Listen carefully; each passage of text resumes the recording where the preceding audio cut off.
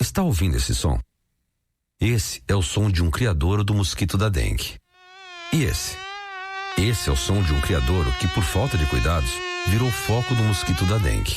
O mosquito da dengue está mais perigoso, porque transmite também a chikungunya. Convoque a família e os vizinhos para o combate aos criadouros. Dengue e chikungunya. O perigo aumentou. E a responsabilidade de todos também. Ministério da Saúde. Governo Federal. Universitária.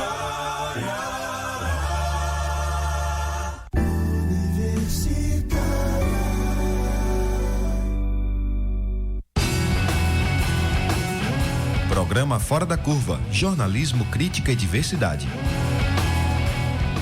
Olá para você que nos acompanha pela Rádio Universitária 99.9 FM e pela Rádio Universitária Paulo Freire 820 AM. Começa agora mais uma edição do programa Fora da Curva. Eu sou Paula Reis, jornalista e professora do Departamento de Comunicação Social da UFPE. O programa também está sendo transmitido pelo Facebook com imagens do estúdio na nossa página Programa Fora da Curva. Na última semana, o Conselho de Controle de Atividades Financeiras, o COAF, do Ministério da Fazenda, divulgou um relatório no qual o policial militar Fabrício José Carlos de Queiroz, ex-assessor do senador eleito Flávio Bolsonaro e filho do presidente eleito Jair Bolsonaro, foi citado por movimentar mais de R$1.200.000 em sua conta entre 2016 e 2017. A investigação faz parte da Operação Furna da Onça, desdobramento da Lava Jato, e mostrou o repasse de Fabrício para Michele Bolsonaro, futura primeira-dama, no valor de R$24.000. Este é o primeiro grande escândalo do governo Jair Bolsonaro. Um governo que chega ao poder com o discurso do combate à corrupção já apresenta uma contradição, antes mesmo do início do mandato. Por isso, o programa de hoje pergunta: vamos ter um governo sem corrupção? Para responder essa questão, estamos recebendo o professor de Educação Física da UFPE e ex-deputado federal por Pernambuco por 2 mandatos, Paulo Rubens Santiago. Olá, Paulo, seja bem-vindo. Muito bom dia, Paula, bom dia, Eliana, bom dia, Laércio, bom dia ao nosso operador do programa, aos nossos ouvintes. Nós não vamos ter um governo sem corrupção. Eu não tenho a menor dúvida disso, porque a corrupção ela está entrelaçada nos estados nacionais desde o surgimento do capitalismo no século XVIII, XIX. Vamos entender essa história daqui a pouquinho. Exatamente. Obrigada pela presença. E também recebemos hoje a doutora em Direito Público e professora de Direito da UFPE, Liana Cirne-Lins. Olá, Liana, seja bem-vinda. Obrigada, bom dia a todas, bom dia a todos que nos ouvem. Também contamos com a presença aqui na nossa bancada do jornalista da Marco Zero Conteúdo, Laércio Portela. Olá, Laércio. Olá, bom dia, Paula, Liana, Paulo, todos os ouvintes aí que estão nos ouvindo aí na rádio e os internautas que nos acompanham pelo Facebook.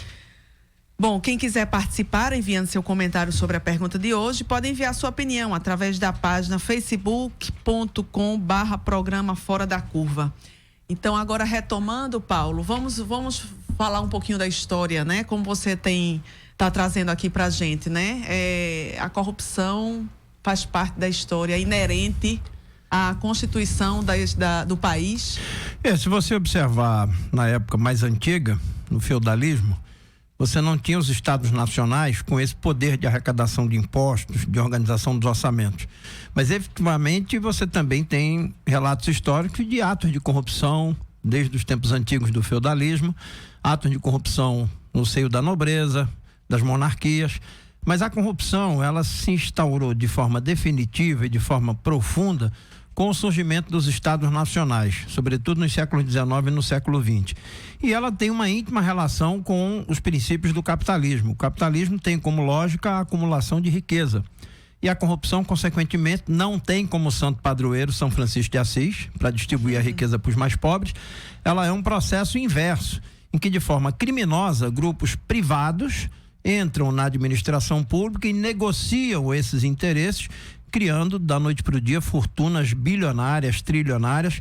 Mas a corrupção, ela caminha com uma irmã gêmea, que é a sonegação fiscal. A sonegação também é o roubo do patrimônio público para fins privados, e me chamou a atenção agora de manhã uma notícia de que o governo de São Paulo, segundo o texto da matéria, era o seguinte: o governo de São Paulo quer criminalizar mega sonegadores, os devedores contumazes junto ao Superior Tribunal de Justiça. Ora, sonegação e corrupção, irmãs siamesas são. Então o furto é a subtração do patrimônio público, que é muito difícil para a sociedade transferir para o Estado através de impostos e contribuições, e que esses recursos deveriam voltar com educação pública, segurança, habitação, saneamento, transporte, mobilidade urbana, saúde pública de qualidade, mas tudo indica que com a composição que está sendo construída para o governo de Jair Bolsonaro, inclusive com figuras que estão sendo investigadas por crimes financeiros, lavagem de dinheiro, corrupção administrativa em governos de estado, esse governo certamente ainda vai estar nas manchetes, porque se as investigações avançarem, nós vamos ver muitas coisas, sobretudo esse caso do ex-assessor do deputado Flávio Bolsonaro, eleito senador pelo Rio de Janeiro, que de uma forma muito clara, pelas investigações, repete algo que a Polícia Federal já investigou em várias câmaras, em várias assembleias no Brasil. É a apropriação indevida do salário de assessores, a constituição de um fundo, e esse dinheiro não vai para a periferia. Ele fica geralmente nas mãos do político que tem o mandato, nesse caso, o filho do Bolsonaro, Flávio Bolsonaro. Liana, como é que você vê a corrupção no Brasil?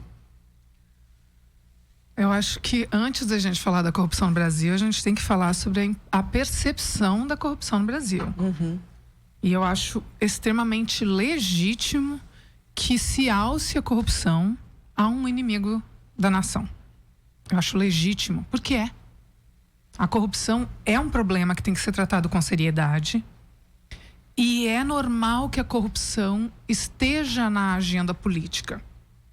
Agora, da forma como a corrupção foi alçada a um tema central da agenda política dos últimos 3 anos, a gente não pode deixar de enxergar uma hipocrisia gigantesca no tratamento de um problema que é real, é sério, é grave, e também uma manipulação da opinião pública. Então, me parece que a hipocrisia e manipulação da informação são os 2 elementos que saltam aos olhos quando a gente debate a corrupção no Brasil. Primeiro, porque se promoveu um golpe de Estado em 2016. Ninguém mais fala sobre isso, mas a gente tem que dizer que em 2016 houve um golpe de Estado com impeachment de uma presidenta sem nenhum crime de responsabilidade cometido, sem que pedalada fiscal constituísse crime de responsabilidade. E quem promoveu aquela cena dantesca no Congresso Nacional foram justamente os investigados por corrupção, que falavam em nome de uma caça à corrupção. Houve um trabalho de ideologização muito bem sucedido, que se deu com o apoio de uma mídia acrítica, o que nós chamamos de mídia marrom, que foi de tornar iguais uma legenda partidária, que no caso era a legenda do PT, como sinônimo de corrupção. A partir disso, criou-se um sentimento de anticorrupção que se igualou a um sentimento de antipetismo, e tudo aquilo que não fosse alinhado com esse partido, com esse programa partidário do Partido dos Trabalhadores, era simplesmente ignorado. Então, Bolsonaro, desde sempre, foi acusado de ser um candidato corrupto, que vinha de um partido corrupto, que era o PP, um dos partidos com maior envolvimento na Lava Jato, um candidato que disse expressamente num programa de rádio como esse, mas de enorme repercussão, que é o Jovem Pan, um programa da Jovem Pan, que todo mundo tinha caixa 2, que era normal. Então ele assumiu um comportamento que ele praticou de caixa 2, de corrupção, como sendo um comportamento aceitável, um comportamento natural. E aí a gente fica esperando daqueles que apoiaram esse governo que tivessem um mínimo de compostura, um mínimo de decência, um mínimo de coerência, dissessem não, ou bem eu sou a favor da corrupção, ou bem eu sou contra a corrupção. E se eu sou contra a corrupção, aí eu não tenho bandido de estimação. E todos aqueles que forem corruptos, eu vou rechaçar igualmente. Mas não foi isso que aconteceu. Porque quem falava que não tinha bandido de estimação era justamente quem estava criando o seu bandidinho de estimação, que podia inclusive vir à rede nacional dizer com todas as letras que caixa 2 era normal, que todo mundo praticava caixa 2 e ele também tinha praticado caixa 2. Então, desde candidato, este candidato se dizia, olha, eu sou corrupto, mas eu sou contra a corrupção. E nós ficamos diante de um cenário político que é difícil de compreender, Sim. porque ao mesmo tempo em que a aversão à corrupção é legítima, e a gente não pode deixar de falar isso, a aversão à corrupção é legítima, por outro lado, nós temos um apoio a essa caça à corrupção que se dá para um candidato que se assume sem nenhuma timidez, sem nenhum constrangimento, se assume corrupto. Eu pratico caixa 2, eu faço caixa 2, todo mundo faz, é normal. Então, afinal de contas, como é que a gente vai saber distinguir qual é a corrupção que é odiada e qual é a corrupção que é aceita, naturalizada e vista como normal? Quer dizer, há uma seletividade aí nessa crítica, né? A crítica, então, ela é sempre, ela está sendo seletiva de acordo com o jogo do poder. Exato. Né? Em relação à composição do Ministério, Paulo já tinha começado a falar, né, disso. A gente tem, dos 22 ministros, acho que são 7 que já têm envolvimento, né, com algum tipo de investigação. Como é que vocês veem aí como é iniciar o mandato, a partida já ser com essa constituição, com essa composição? É bom lembrar para o nosso ouvinte e para o internauta que nós somos um regime republicano. Em 1993 se fez a opção pela república e pelo presidencialismo, mas o nosso modelo presidencialista, ele é profundamente dependente do Congresso Nacional. Você tem uma legislação bastante frágil para a constituição de partidos políticos e por isso você tem partidos que não têm convenções, que não têm controle pela base, que não fazem participação popular. Então você tem partidos que são siglas de aluguel. E essas siglas de aluguel, quando elas elegem deputados, sejam deputados estaduais ou deputados federais ou senadores da República, levam a sua fatura para os governos de plantão. Eu vivi o processo do mensalão em 2005 e é evidente que houve um processo de negociação para pagamento de uma fatura para aqueles partidos que davam governabilidade ao governo do ex-presidente Lula. O próprio ex-presidente Lula disse que deveria cortar na carne no processo de investigação do episódio do mensalão. Então você tem a maior parte dos partidos que já declaram apoio ao Bolsonaro são partidos de tradição negocial. São partidos que fizeram um balcão com Sarney, fizeram um balcão com Collor, fizeram um balcão com Itamar, fizeram um grande balcão, um atacadão de negócios nos governos de Fernando Henrique Cardoso e continuaram fazendo balcão nos governos de Lula e Dilma. Ora, eles não saíram do Congresso.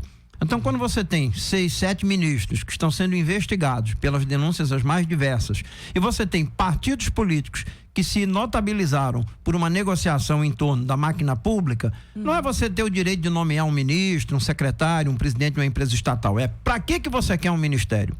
Porque esses partidos, se você oferecer 10 ministérios com orçamento pequeno, eles não querem. Eles querem um ministério com orçamento robusto, que tenha recursos para contratação, para realização de obras, para compra de fornecedores, porque é aí que a corrupção se instala.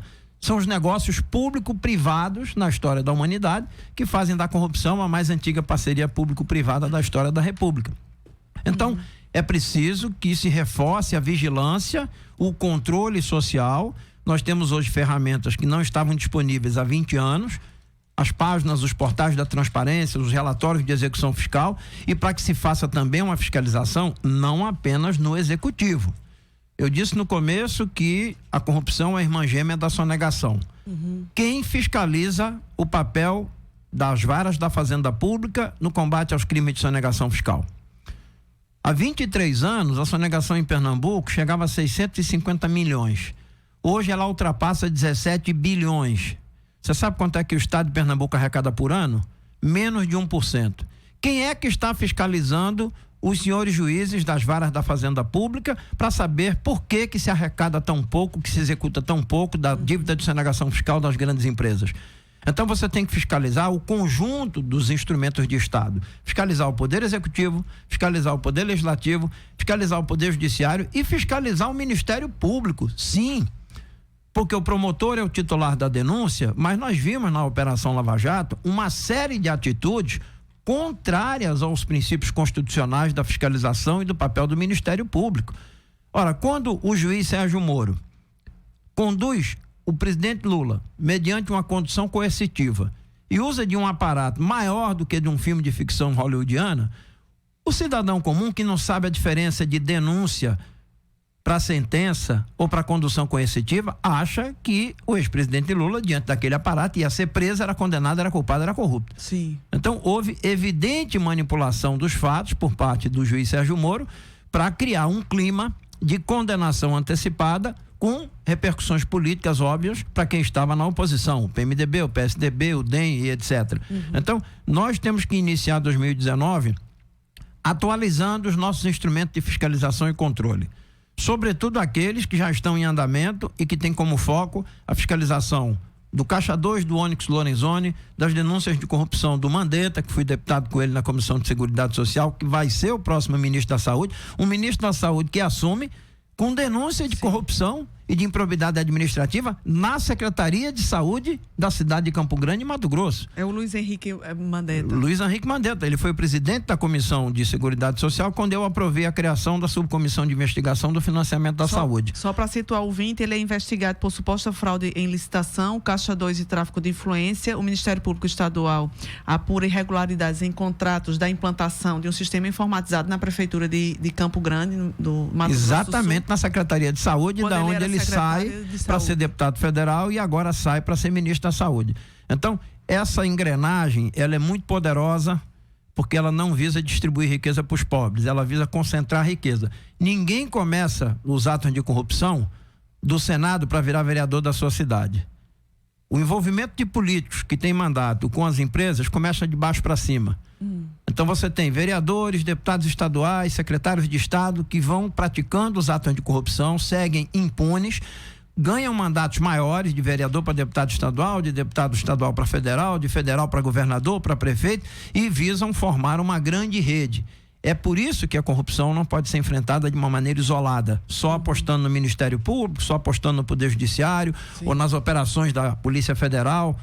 Nada disso sozinho vai resolver se não houver um controle social e uma fiscalização rigorosa, tanto da corrupção quanto dos atos de sonegação. Liana, como é que você vê essa questão desse campo de forças aí para a gente exatamente conseguir apurar os fatos devidamente, né? Retomando aqui a fala do Paulo, se a gente fala em controle social, e eu concordo com ele, tem que haver um controle social até para não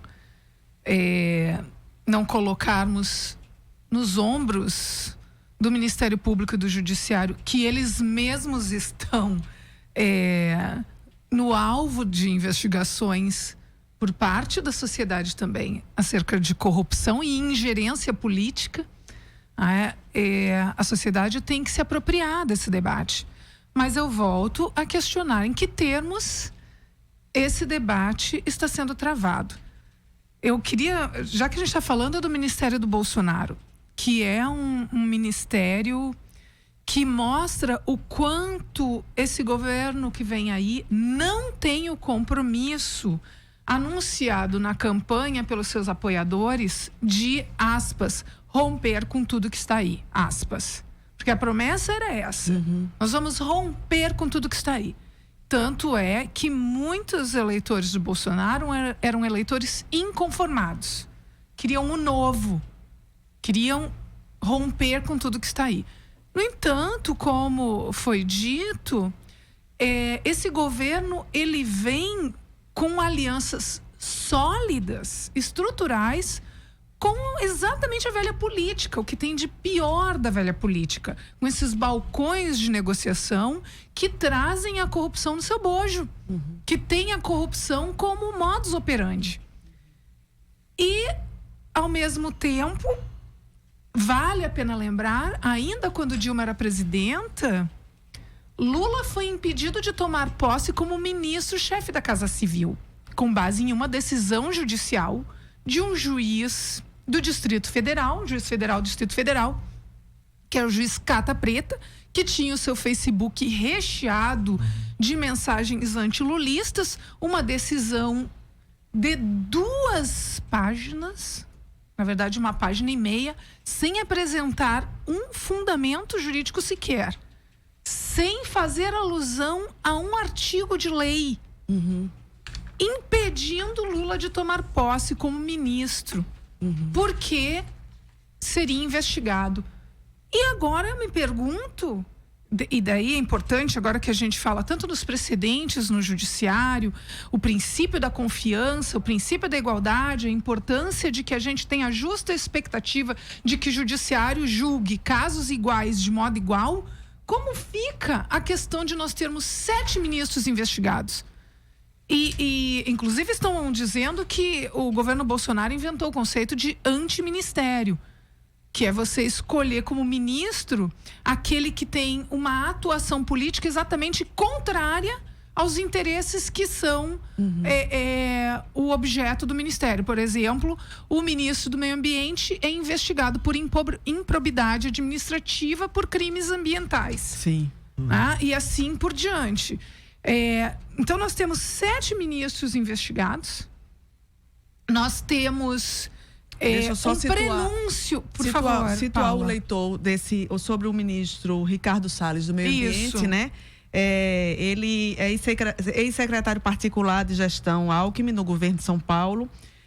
Foi candidato a deputado sob promessas de atuar contra a esquerda e o PT.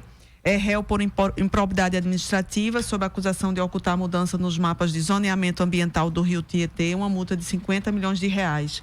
Também responde a uma acusação de dano ao erário público por ter ordenado a retirada de um busto do guerrilheiro Carlos Lamarca do Parque Estadual do Rio Turvo, na cidade de Cajati.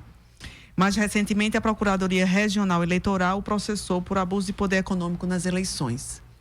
Era só para situar um pouco o ouvinte. E eu gostaria de citar um outro ministro, que para mim é o caso mais grave de corrupção, que é o ministro Moro. Sim. Por quê? Porque é inadmissível que um juiz tenha atuado politicamente. E eu não acredito que seja possível levar a sério qualquer questionamento sobre isso. Não é possível sequer levar a sério. Atuou politicamente, se colocou como adversário político do réu. Ora, isso é inaceitável, Paula. Eu não consigo aceitar a banalização da gravidade disso que ocorreu diante dos nossos olhos. Um juiz tem que ser um sujeito imparcial no julgamento da lide. Não é aceitável que o juiz se coloque como adversário das partes que ele está julgando. Inclusive, quando a gente ensina teoria do processo para os nossos alunos, a gente ensina que não é só as partes que precisam ter capacidade. O Estado também tem que ter capacidade para julgar a lide. E a capacidade do Estado para julgar a lide se manifesta no seu dever de imparcialidade. Ele não pode ter interesse na solução da lide, porque senão ele deixa de aplicar a lei para aplicar seus próprios interesses. E foi o que aconteceu. Lula é hoje um preso político. É preso político, eu tenho não vou ter tempo de explicar o caso Lula aqui, mas tem vídeos, tem artigos, tem livros, artigos que publicamos. É só dar um Google e acha todo o material sobre a prisão política do Lula, com provas fragilíssimas. As pessoas dizem que não teve provas. Teve provas, mas são provas que não foram apreciadas à luz do princípio do contraditório. Os argumentos de defesa não foram referidos na sentença, não foram referidos no acórdão do TRF4. Então, é um processo eivado de nulidades gravíssimas. É um processo que resultou num preso político, que a gente não pode silenciar sobre isso, que fez com que justamente aquele que seria eleito em primeiro turno nas eleições presidenciais fosse retirado do tabuleiro eleitoral. E hoje nós sabemos, retirado pelas mãos daquele que veio se beneficiar diretamente com o resultado da eleição, vindo a compor o governo daquele que se elegeu, Bolsonaro, justamente porque não disputou com Lula, que seria o que venceria as eleições em primeiro turno. Então, Moro se beneficiou diretamente da sentença que ele prolatou. Isso é muito grave. A gente pode analisar isso à luz do artigo 316 do Código Penal, como crime de concussão. É possível questionarmos se houve prática de concussão ou outra prática reprovável em vista de uma promessa de vantagem futura, que seria justamente tomar para si não apenas um ministério, mas um superministério. Sim. Eu queria partir daí para fazer uma pergunta para os dois também, que envolve o ministro da Justiça. Primeiro, os dois aspectos. Ele já, o Sérgio Moro, o futuro ministro da Justiça, já disse que no começo da próxima legislatura, ali em fevereiro, março, ele deve encaminhar um pacote anticorrupção, né? Pesquisei de ontem para hoje algumas matérias assim, não fica muito claro o que é que vem nesse pacote anticorrupção, mas vi aqui três medidas assim que me pareceram que estão em todas as matérias e tal. Eu queria um pouco da opinião de vocês. E para além disso, o que é que pode vir aí do ponto de vista normativo, de mudança de legislação, no caso da proposta de Moro. Uma delas aqui, as matérias falam em proibir a progressão de regime a presos que mantêm vínculos com organizações criminosas. Um viés que ele está dizendo aí que vai combater as organizações, o crime organizado. Uma questão que eu acho que passa um pouco aí pelo que Liana estava falando, do modus operandi aqui, que tem incentivar o modelo que deu certo na Lava Jato de forças-tarefas. Quer dizer, e a gente sabe que aí tem um viés midiático importante, né? Paulo citou aqui a condução coercitiva do ex-presidente Lula. E ele coloquei aqui também deixar mais clara a diferença entre Caixa 2 e crimes como lavagem de dinheiro e corrupção.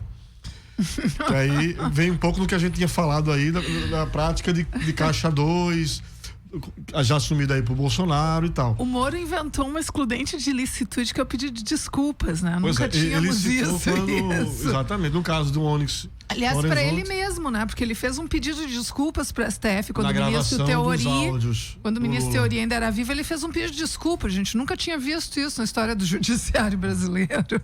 Eu queria que vocês analisassem assim, o que é que está por vir nesse caso, e o outro que significa politicamente essa nomeação de Moro, quando a gente está falando de combate à corrupção. O Bolsonaro vai se descolar, digamos assim, dessa pauta e deixar ela na mão de Moro. Já se fala, por exemplo, na perspectiva de Moro ser um potencial candidato à sucessão. No que isso pode influenciar nesse combate à corrupção ou no discurso do combate à corrupção? Análise um pouco das medidas que podem vir por aí, mas também da figura política e do significado político do combate à corrupção que pode ganhar com essa figura de Sérgio Moro no Ministério da Justiça e um potencial candidato. Lembre-se que ele disse que não ia entrar na política. Aliás, ele disse que estar no Ministério da Justiça não é entrar na política, que ele está no cargo técnico. Meu Deus. E o que é que isso pode significar na perspectiva de um futuro candidato de Bolsonaro aí nas próximas eleições presidenciais? Paulo? Vamos separar as coisas, porque você não trouxe uma questão, você trouxe um balaio de questões, né? Vamos lá. E eu quero lembrar aqui uma iniciativa que eu tomei com o ex-deputado Antônio Carlos Biscaia, que foi deputado federal pelo PT do Rio de Janeiro, foi procurador-geral de Justiça, e também com os deputados Chico Alencar, que foi deputado pelo PT e agora disputou e perdeu a eleição para senador pelo Rio de Janeiro pelo PSOL, e um companheiro muito valoroso do PT do Amazonas, ex-deputado Francisco Praciano. Há 14 anos, antes dos casos do Mensalão e da Lava Jato, nós propusemos e criamos a Frente Parlamentar de Combate à Corrupção no Congresso Nacional. E foi através de um trabalho minucioso dessa frente, dialogando com promotores, procuradores da Fazenda, alguns juízes, estudiosos, pessoas da academia que pesquisam a administração pública, a corrupção e a sonegação, que nós levantamos 140 propostas de combate à corrupção, que atuavam direto ou indiretamente no combate à corrupção. Por exemplo, nós tínhamos um grupo de projetos que mudava a forma como são escolhidos os ministros do Tribunal de Contas da União, do Superior Tribunal de Justiça e do Supremo Tribunal Federal, assim como os desembargadores federais dos tribunais regionais federais. Por quê? Porque hoje é sabido e conhecido que a nomeação desses ministros e desses desembargadores passa por um enorme processo de barganha política. E nesse processo de barganha política entram os interesses dos empresários, dos grandes escritórios de advocacia empresarial do Sul e do Sudeste, e nenhuma transparência do ponto de vista da função pública a qual devem se dedicar desembargadores, ministros do STJ, do Supremo e do Tribunal de Contas da União. Então tínhamos um pacote de projetos que mexia com isso. Tínhamos um outro pacote de projetos que mexia com a corrupção ligada à execução fiscal na sonegação fiscal. Ora, eu tive uma oportunidade aqui, no primeiro governo de Jarbas Vasconcelos, de fazer um levantamento dos grandes processos de sonegação e vi que aqueles processos de maior valor levam 10 anos para chegar à execução fiscal. E aí, evidentemente, que o maior negócio em Pernambuco não é vender sapato, não é criar gado, não é plantar cana, é sonegar. Porque se você passa 10 anos para ter o risco de ser executado por uma vara da Fazenda, e nesses 10 anos você já pegou o dinheiro público, você já aplicou, já investiu, comprou dólar, comprou ouro e etc, etc, você nunca vai ser atingido, não há nenhuma sanção penal adequada. E aí um dos projetos nossos era exatamente atualizar e criminalizar a sonegação, retirando esse lixo onde hoje só se pode apresentar denúncia de crime de sonegação na última esfera depois que transita em julgado a cobrança administrativa do crédito. Então nós tínhamos uma série de elementos que voltam a aparecer naquele pacote do Ministério Público Federal, das 10 medidas de combate à corrupção. Certamente algumas coisas voltarão nesse pacote que está sendo anunciado pelo Sérgio Moro, mas é preciso que nós tenhamos clareza e autonomia para investigar quais são as propostas, por que é que elas já não foram aprovadas no Congresso Nacional. Nós tivemos um período, durante vários presidentes da Câmara, em que nós tínhamos 40 projetos prontos para votação. Um projeto do ex-deputado Luiz Couto, do PT da Paraíba, criando na primeira instância do Poder Judiciário as varas especializadas dedicadas só para julgamento e investigação dos casos de improbidade administrativa e corrupção. Esse projeto estava pronto para votação, nunca entrou em pauta. Nunca entrou em pauta, porque não havia interesse. Então, é preciso que a sociedade que está fora do Estado, fora do Parlamento, fora do Poder Executivo, se mobilize. Porque Sérgio Moro pode apresentar um grande pacote e ele render muita mídia, mas na sua tramitação ele vai ser completamente torpedeado e esvaziado. E eu não creio, a partir da experiência que tive no Congresso, que o governo de Jair Bolsonaro vai criar aresta com a sua base política, sobretudo aqueles que são useiros e vezeiros nos casos de corrupção e sonegação. Ele não vai criar arestas para aprovar esse ou aquele projeto. O que pode acontecer é do Moro ficar como um super-herói da Liga de Justiça, pegando um pacote na mão, o Congresso dizendo não aprovo, e o Bolsonaro governando, deixando o Moro lá fazendo a mídia, fazendo a marketagem dele, que é isso que ele vai querer fazer. A gente vai fazer um rápido intervalo e volta já discutindo. Vamos ter um governo sem corrupção na nossa rádio pública. Programa Fora da Curva. Informação a serviço da maioria. Universitária FM 99.9. Neste final de ano, a Universitária FM tem um presente para você. Poxa, é uma grande aventura. Adaptado do livro Fábulas de Gente, do escritor Valdir Oliveira, 7 histórias repletas de lirismo. Por que não juntar as qualidades de cada um? Humor. E drama. E se houver monstros de dentes grandes e olhos aboticados? Lutarei com todas as minhas forças!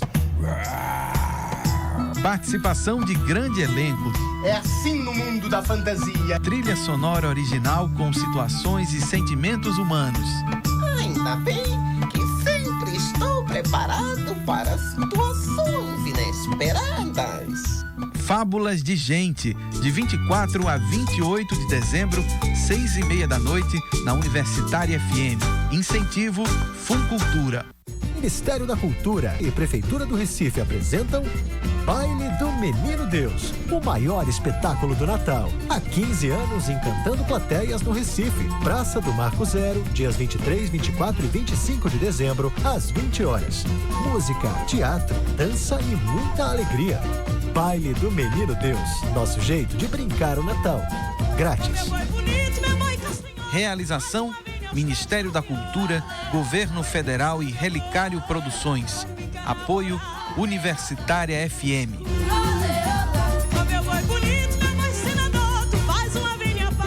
Para mim, a Rádio Paulo Freire vai ser muito importante para colocar em prática tudo aquilo que a gente está vendo nas salas de aula. Que a população enxergue que a universidade está aqui para ela. A gente sonha muito com a possibilidade de ter uma rádio laboratório, né, de ter uma rádio experimental, uma rádio que integre a formação desses alunos com a realidade, com o cotidiano. E a Rádio Paulo Freire ela chega justamente nesse momento para poder trazer mais vida para esse processo, né, que a gente possa justamente pensar nessa comunicação como um direito para todos e todas.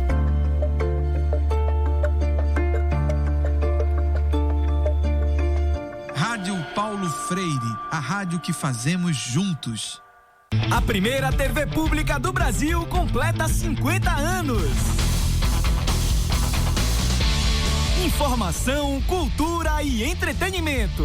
A grande base da programação da TV Universitária, dos esforços que ela sempre fez, foi em prol da cultura popular do nosso povo. Parabéns, TVU do Recife!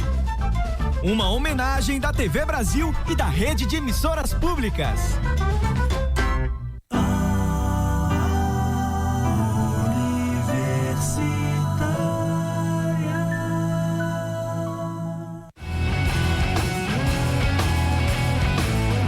Programa Fora da Curva. Análise crítica de assuntos do interesse público. O programa Fora da Curva está de volta e hoje pergunta: vamos ter um governo sem corrupção? Para fazer essa análise, recebemos o professor da UFPE e ex-deputado federal, Paulo Rubens Santiago, e a doutora em Direito Público e professora da UFPE, Liana Cirne Lins. Tem algumas perguntas aqui de ouvintes que eu vou colocar aqui na mesa e a gente dá continuidade com Liana. Tem uma pergunta aqui. Tem a pergunta do Laerte ainda, né? Sim, ainda tem a pergunta de Laércio, mas vamos juntar aqui já. Alain Oliveira pergunta: no pacote anticorrupção, se alguém pede desculpas, será inocentado? Já então, Ed Júnior pergunta: como podemos acabar com a velha política? Eu acho que, por enquanto, já tem bastante perguntas. E tem a do Laércio. Liana. A pergunta do Laércio é muito importante, né? Sobre qual vai ser... Primeiro, como o Moro vai balançar esse jogo de forças políticas, como vai ser o pacote anticorrupção do Moro. Eu acho que essa pergunta, de certa forma, o Paulo já respondeu. Eu acho que, a despeito da desfaçatez com que o Moro assumiu um papel inaceitável de antagonista do seu adversário político, ele é bem visto, até por uma boa fé, que eu não chamaria nem boa fé, eu chamaria de excelente fé do povo em relação aos nossos juízes. Ele já parte de um lugar de extrema legitimidade por ser um juiz. Então, as pessoas acreditam que por ele ter alçado o seu cargo por meio de um concurso público, o coloca acima de dúvidas. Então, ele já parte de um lugar de grande legitimação. E é tão grande essa legitimação que as pessoas se recusam a enxergar a obviedade do quanto ele rompeu com seu papel de magistrado, com as suas funções de julgar de modo imparcial, que na verdade são o edifício do judiciário. Tanto é que quando a gente estuda os autores clássicos, como Chiovenda diz que o próprio da jurisdição é justamente a imparcialidade. Ele rompe com as suas funções essenciais, rompe com o seu papel, assume de modo, na minha opinião, explícito o lugar de antagonista de quem ele deveria ter julgado, e as pessoas continuam não enxergando isso. As pessoas continuam vendo no Moro uma pessoa isenta, acima do bem e do mal, a tal ponto de ele assumir um papel de cinismo escancarado, como um papel em que ele diz que assumir a função de ministro de Estado não é político. E as pessoas aceitam. Então, me parece que, inclusive, a legitimidade do Moro é maior do que a do Bolsonaro. Tanto que ele está colocado como possível sucessor na corrida presidencial, e me parece que ele quer isso, sem dúvida alguma, porque ele não deixaria um cargo de juiz federal com um salário excelente que ele tem, com auxílio moradia, com tudo, um salário enorme, para simplesmente ocupar um ministério por 8 anos. Para mim, já está evidenciado o interesse dele a vir a participar da corrida presidencial futuramente. E me parece que ele desfruta de uma enorme confiança, de uma boa base da população. De um tal modo que ele diz absurdos, as pessoas aceitam e acreditam, às vezes por boa fé de fato. Eu acho que realmente o seu pacote anticorrupção vai ser um jogo de cena. A gente viu que funciona usar a corrupção para fins de criminalização de partidos e movimentos. Eu acho que vem por aí um processo de cassação do registro do Partido dos Trabalhadores. Acho que vem por aí um processo de maior ainda perigo à democracia. E acho que o tema da corrupção continuará sendo usado como mote para esse tipo de perseguição política. Porque as pessoas não se sentem constrangidas de votarem numa pessoa que se assumem tranquilamente corrupta, mas diz que combate a corrupção. E elas mesmas não se sentem constrangidas a dar uma explicação quando nós cobramos. Como você apoia um candidato corrupto, assumidamente corrupto? Não, de forma alguma, corrupto é o Lula. E por aí vai. E elas não se sentem cobradas. Então isso é muito ruim, porque se as pessoas se sentissem cobradas a justificar suas escolhas políticas, isso faria com que elas tivessem uma postura de maior coerência. Mas elas não se sentem obrigadas a ter que fundamentar suas opções. E aí, quando a gente precisa de um apoio social para fazer um verdadeiro, sincero combate à corrupção, se a gente não tem esse apoio social, se o combate à corrupção vira somente um mote hipócrita para perseguição política dos nossos adversários, bom, aí a gente sabe que a gente não vai combater a corrupção nunca. Até porque a corrupção, ela atende aos interesses do poder econômico que colocou esse grupo político no poder. Atende aos interesses econômicos e políticos. Essa base do governo já mostrou que tem um modus operandi extremamente ligado à corrupção e não vai se desfazer disso. Então, se vier um pacote anticorrupção, esse pacote vai ser utilizado exatamente como a Lava Jato, apenas com uma mira muito específica nos adversários políticos. E todos os outros, e daí vamos responder a pergunta do nosso ouvinte, e todos os outros que forem aliados, basta pedir desculpas. Olha, eu reconheço, eu errei, desculpa. E isso é excludente de licitude. A gente está cobrando do Moro que ele se manifeste sobre um escândalo de corrupção gigantesco que a gente ainda não falou no programa de hoje, mas todo mundo tem falado, em que o seu assessor descobriu-se na conta dele o valor de R$1.200.000, um assessor que é motorista e que agora está desaparecido. A pergunta, cadê Queiroz, né? Cadê o Queiroz? É a pergunta que não quer calar. E perguntou-se ao Moro qual a posição dele sobre esse caso, que é um caso de Caixa 2, é um caso de corrupção. Como é que se justifica R$1.200.000 na conta de um assessor? Gente, R$1.200.000 é o valor do triplex. É o valor do triplex, que não tem um único documento comprobatório da propriedade do triplex em nome do Lula. E as pessoas acham um absurdo que o Lula viesse a ser, digamos que fosse, não tem nenhuma prova disso, digamos que fosse um ex-presidente da República por 2 mandatos, ser proprietário de um triplex no valor de R$1.200.000, as pessoas achavam inaceitável. Mas o motorista do Bolsonaro ter R$1.200.000 na conta dele, todo mundo calado. Então, Que aversão à corrupção é essa? E ainda com repasse de dinheiro à futura primeira-dama. As pessoas não sabem o que fazer, ficam levando para o campo da piada. Afinal de contas, Bolsonaro é corno ou é corrupto? Eu acho que a gente tem que tratar esse assunto com muita seriedade. Com muita seriedade, porque é um caso escandaloso de corrupção que não está tendo...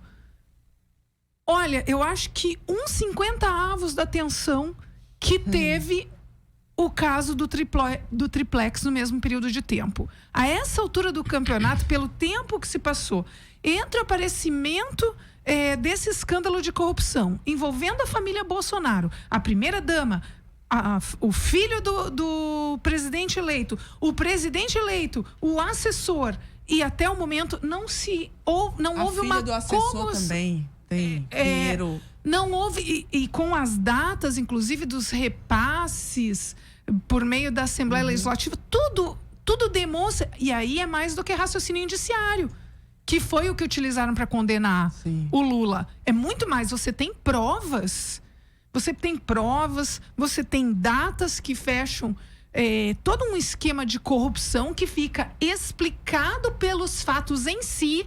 Não é a construção de uma narrativa, não é um data show em que você coloca lá um monte de informação solta e umas setinhas ligando. Você tem fatos que levam a uma conclusão grave de que existiu corrupção, crime de corrupção envolvendo o presidente eleito e a sua família, e não há um sentimento de repúdio em relação a isso.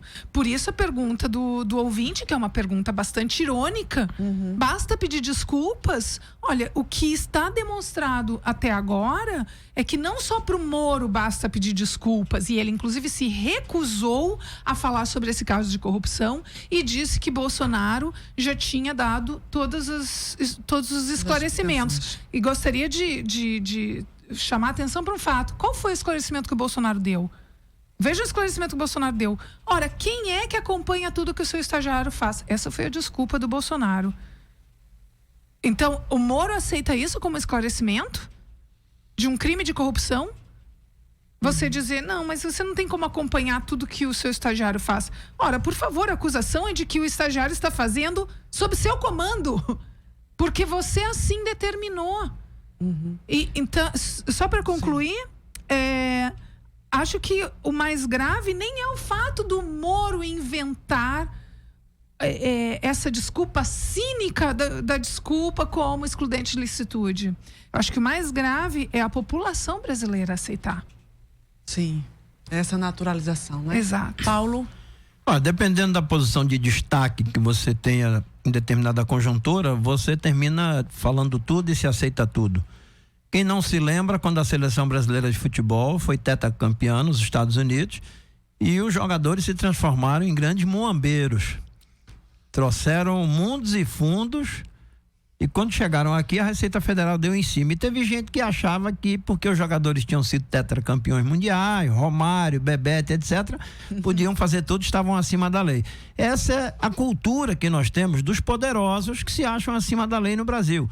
É poderoso porque tem mandato, é poderoso porque é membro do Poder Judiciário, é ministro do Supremo, é poderoso porque é um mega empresário como o Ike Batista, que ludibriou muita gente, levou muita gente pro buraco com os seus papéis podres, negociados na Bolsa de Valores, mas quem não se lembra do período áureo em que Ike Batista era a capa das principais revistas no Brasil e no mundo como um dos grandes operadores do sistema financeiro mundial. Então, a gente tem que combater esse tipo de postura porque ela é própria desses valores de uma sociedade capitalista periférica em que todas as transformações que nós vivemos no Brasil, da colônia para o império, do império para a república, foram por cima. Os poderosos nunca sofreram a perda do poder econômico nem a perda do poder político. Então quem tinha poder na colônia perdeu o poder para novos grupos de poderosos que vieram com o império e assim sucedeu com a república. Então, o que vai acontecer? Usando como imagem a figura de uma casa. O Sérgio Moro vai lançar esse pacote anticorrupção, vai ficar na sala da casa fazendo propaganda, dando entrevista, comentaristas vão analisar as medidas, vão especular quem serão os relatores na Câmara Isso ele na sala, fazendo mídia e publicidade, só que na cozinha e no quarto dos fundos, Bolsonaro e os seus ministros da área política vão estar negociando com a bancada do negócio, a bancada do balcão, os interesses do governo. Ora, todo esse destaque que está sendo dado ao superministro Sérgio Moro não pode esconder a opção de Bolsonaro de criar o Ministério da Economia. Ora, por que você pega o Ministério do Planejamento e coloca por dentro do Ministério da Economia? Porque você não tem mais o Estado fazendo planejamento do crescimento econômico e do desenvolvimento. A economia vai rodar no curto prazo. Para isso é que foi postular o seu Paulo Guedes, que tem formação numa das universidades mais conservadoras do mundo do ponto de vista econômico, que é a Universidade de Chicago, e ele já disse, quer vender todo o patrimônio, quer meter a mão nas reservas cambiais, quer entregar a infraestrutura para parceria público-privada, ou seja, ele é um leiloeiro, como aquele leiloeiro que tem na BR-232 ali em Vitória de Santo Antão. Ele vai entrar para assumir o ministério, acabar com o Estado do ponto de vista do planejamento e entregar o nosso patrimônio.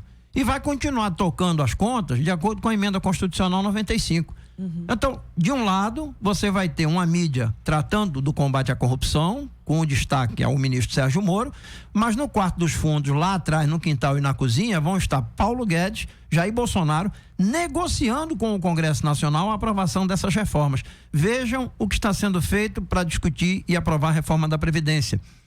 Eu ouvi semana passada... Isso, Paulo, tem um comentário aqui de um ouvinte, Ricardo Galvão, que tem tudo a ver com o que você está falando. Ele diz assim, e a campanha da Petrobras fazendo apologia ao fim da corrupção na empresa, enquanto entregam o trilionário pré-sal e empresas estrangeiras, estatais ou públicas, em leilões obscuros. Por isso é que eu digo, quando você tem maioria no Congresso, você transforma em atos legais verdadeiras aberrações que não são éticas e não são adequadas para o desenvolvimento do país. Ora, a desoneração tributária, as renúncias fiscais que foram concedidas pelo governo Temer, com a sua maioria nesse Congresso que está saindo agora, para permitir o ingresso de petroleiras internacionais, isso é escandaloso. Não tem quem me diga que por baixo dos panos não foram feitos bilionários negócios para que esse ou aquele deputado desse o seu voto sim a essa desoneração tributária. Isso é um escândalo. Agora, um escândalo que foi embalado sob a forma legal, com o voto da maioria dos deputados. E esses deputados, seus sucessores, as novas bancadas que foram eleitas, mas que são da mesma cepa, do mesmo DNA dos velhos políticos tradicionais, vão continuar negociando esse tipo de interesse. É o interesse de balcão. Agora, como é que nós vamos reagir a isso? Em primeiro lugar, lembrando que não se separa decisão política, decisão jurídica de decisão econômica. Eu assinei com o ex-deputado José Eduardo Cardoso, que veio a ser o advogado de maior destaque na defesa do processo de impeachment com a presidenta Dilma. Assinamos a convocação numa Conferência Internacional de Combate à Corrupção há 13 anos, para que pudéssemos produzir os instrumentos legais que dessem efetividade à Convenção da ONU de Combate à Corrupção. Eu fui o deputado federal relator da adesão do Brasil à Convenção Internacional da ONU de Combate à Corrupção. Mas era uma convenção que precisava de pernas, precisava de instrumentos para que ela entrasse no Brasil e fosse cumprida. Nunca aconteceu. Então nós temos um déficit de controle social, de instrumentos efetivos de combate à corrupção, mas ao mesmo tempo nós temos que fazer uma reforma nos meios de comunicação, porque prevalece nos meios de comunicação o pensamento único em relação à corrupção, prevalece no meio de comunicação tradicionais o abafamento de todas essas distorções que Eliana muito bem colocou aqui. E a ideia de que a gestão pública é Exatamente. sempre corrupta e a gestão privada Exatamente. é sempre eficiente. Convenhamos, eu espero que daqui para frente a gente possa ter essa consciência e senso comum. Corrupção sempre foi e será parceria público-privada. Não há ato de corrupção onde só se identifique a conduta penal do agente público. Pelo contrário, todo ato de corrupção envolve o agente privado, seja empreiteira. Veja o caso da Operação Zelote, que praticamente não tem repercussão. Se na Lava Jato você chegar à conclusão que foram surrupiados 100 bilhões da Petrobras e não vai chegar nem a metade disso, sabe quanto é o impacto das transações que envolvem aquela operação no Conselho de Administração e Recursos Fiscais da Fazenda, da Receita Federal? 600 bilhões. Quem está lá?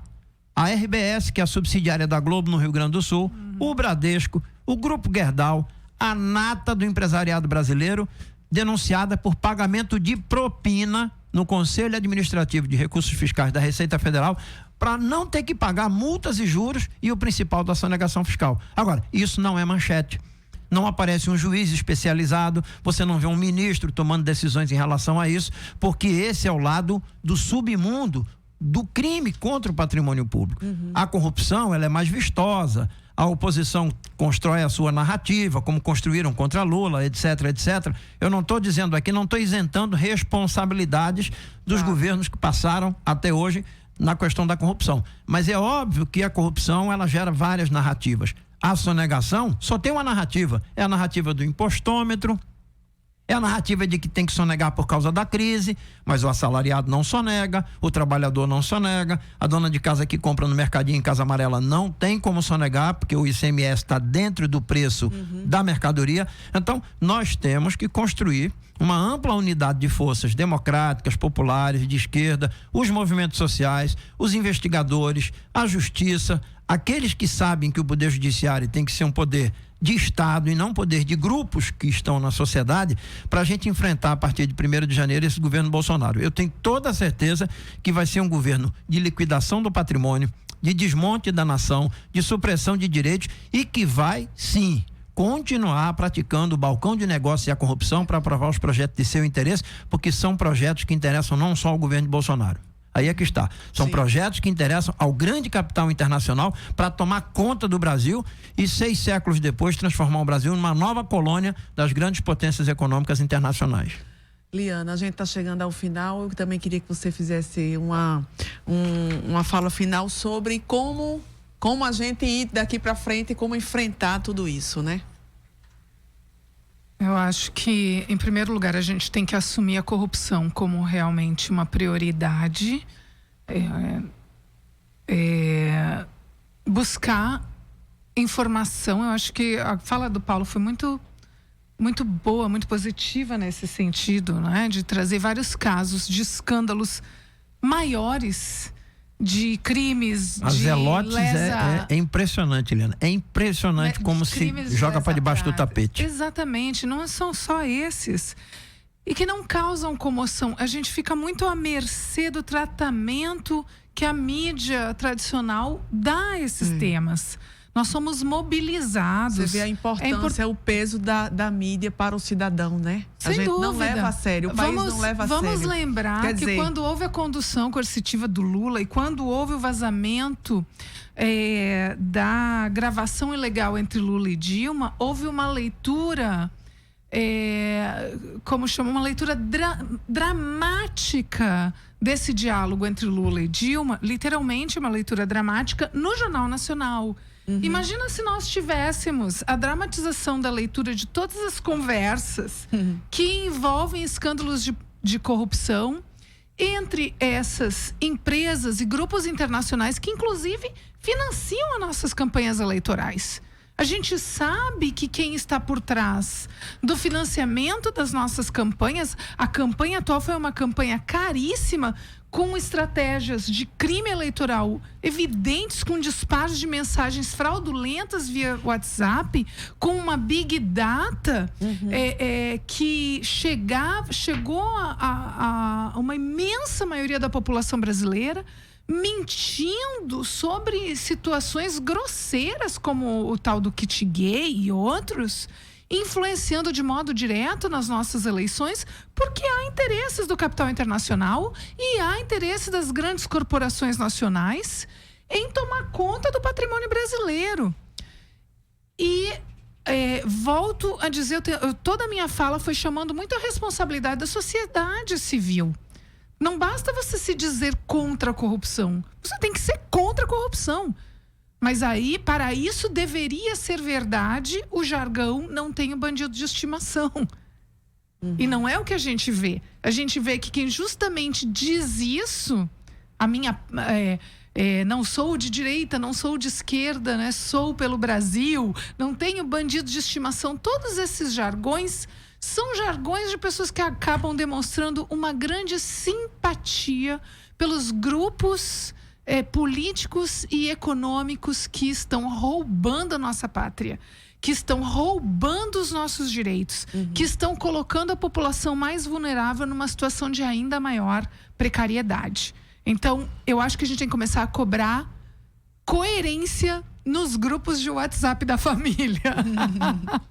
Bom, eu quero agradecer, Laércio. Só dar um dado de uma pesquisa, Paulo e Liliana estavam falando. Eu fui fazer uma pesquisa aqui no Google, as menções ao termo Operação Zelotes. Há no Google 625 menções ao termo Operação Zelotes. Quantas? 625 mil. Quando você bota Operação Lava Jato, tem 27 milhões e 700 mil. Meu Deus. São e o volume mais de dinheiro... 40, ótima pesquisa. 40 vezes mais. E o volume de dinheiro é desproporcional. Não, nós acabamos de sair de uma eleição para o governo de Pernambuco e praticamente não houve debate acerca do impacto da sonegação fiscal no nosso estado. São 17 bilhões e o estado não arrecada sequer 1%. Significa que o estado é fraco ou é tolerante com a sonegação que é praticada pelos grandes grupos empresariais do estado de Pernambuco. Perfeito. Bom, a gente então agradece a participação do professor da UFPE, Paulo Rubens Santiago, e ex-deputado federal, a professora Liana Cirne Lins, professora de Direito da UFPE. Laércio, agradecemos também a presença e a parceria. A gente está finalizando essa semana a 4ª temporada do programa Fora da Curva. E a partir da próxima semana, você, ouvinte, vai ficar com as reprises dos nossos melhores programas, inclusive desse. Bom, a gente vai finalizando por aqui. Então, a produção de hoje foi feita por mim, Paula Reis, Vitor Aguiar e Guilherme Falcão. Nas redes sociais estiveram Carol Torpe e Larissa Evelyn. Trabalhos técnicos de Marco da Lata. Obrigada, Marquinho, por mais essa temporada. O programa Fora da Curva fica por aqui. Acompanhe o nosso programa nas nossas redes sociais. Tchau e até o próximo programa. O programa Fora da Curva é uma realização do Departamento de Comunicação Social com o apoio do Departamento de Sociologia e do Núcleo de Rádio e TV Universitárias. Parceria com o Marco Zero Conteúdo, Centro das Mulheres do Cabo, SOS Corpo, Centro Sabiá, Terral Coletivo de Comunicação, Centro de Cultura Luiz Freire. Esse programa fica disponível em nossa página do Facebook e no canal do YouTube. Acompanhe as nossas redes sociais, porque nós também divulgamos por lá muita informação que você não vê por aí. A música tema deste programa foi composta pela banda Diablo Motor. Programa Fora da Curva. A gente fala o que a maioria cala.